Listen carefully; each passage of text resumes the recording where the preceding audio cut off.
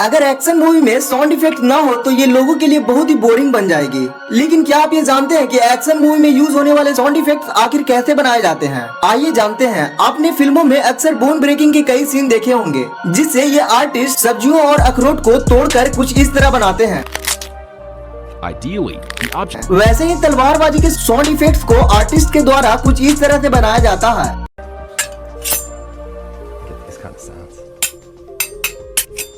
और बता दे, जो आप पंच इफेक्ट्स के साउंड को सुनते हैं वो मांस पर मुक्के मारकर कुछ इस तरह से बनाया जाता है।